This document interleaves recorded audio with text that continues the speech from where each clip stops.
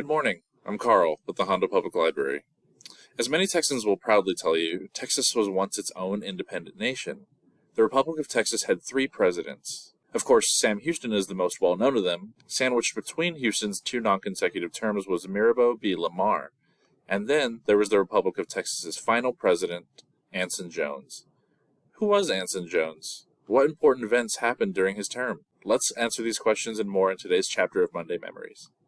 Anson Jones was born on the 20th of January, 1798, in Great Barrington, Massachusetts. At the age of 22, he obtained a medical license, but he had trouble setting up a successful practice. He traveled across the Northeast, was arrested once by a creditor, left the country to try to practice in Venezuela for 2 years, then came back to the U.S. only to lose all of his money trying to open a business in New Orleans. At the suggestion of Jeremiah Brown, Jones emigrated to Brazoria, Texas, in 1833. Finally, his practice took off, and he was soon making $5,000 a year. Jones had arrived in Texas during what I guess you could call a pretty turbulent time, and was among the minority of citizens trying to advocate for peace.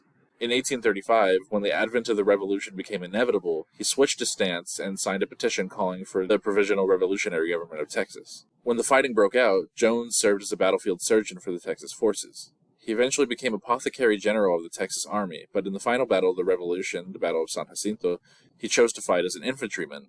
After the war, he stepped down and returned to Brazoria. Jones became interested in politics during this time, and after a few minor roles in civil service, Sam Houston made Jones the Texas minister to the United States. The big issue of the day was annexation.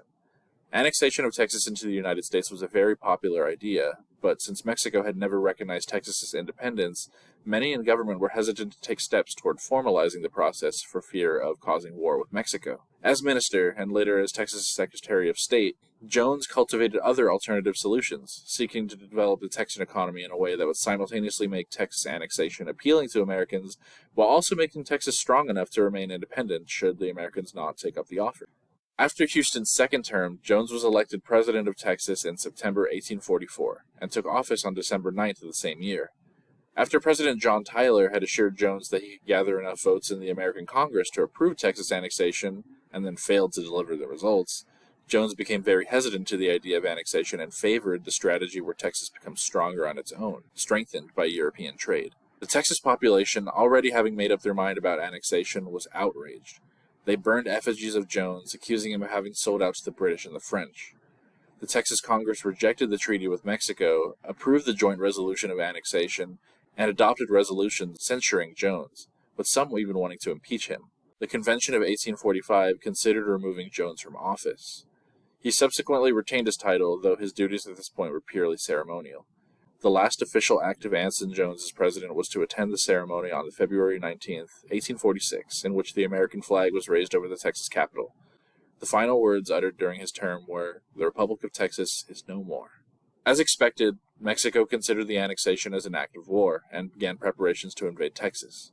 2 years later, 40,000 people were dead. America had been victorious, securing not only Texas but also the lands given in the Mexican cession. Jones had hoped that since he was the president of Texas, he would be offered a job representing the new state in the United States Senate. Instead, Sam Houston and former War Secretary Thomas Jefferson Rusk were chosen for the job. When Rusk died in 1857, Jones hoped that he might again be considered for the position, but he received no votes. While riding on his plantation, Jones was thrown from his horse and broke his arm in a way that left it almost useless and a source of chronic pain. The physical injuries only exacerbated his mental injuries. The anger he felt at the public for turning on him, the bitterness he felt from believing he'd been snubbed out of a position in the Senate, took Jones's thoughts to a very dark place. On the 9th of January, 1858, after eating his dinner, he returned to his hotel room in Houston and fatally shot himself. Jones' widow, Mary Smith, served as the first president of the Daughters of the Republic, an association dedicating to perpetuating the memory of the founding families and soldiers of the Republic of Texas. The last years of her life were spent trying to clear Jones's name and have a positive biography of her late husband published, but no authors or biographers would accept the project. She passed in 1907 and is buried next to her husband in Glenwood Cemetery. Not all are remembered and praised for their contributions during their lives.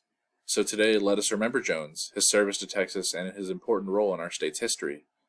Let us remember that in a time of calls for war and the seeking of glory, Jones wanted peace and to avoid bloodshed. And maybe let's try to be kinder to those around us and let our loved ones know how much we appreciate them while they're still here with us. I'll see you all next month for our next chapter of Monday Memories.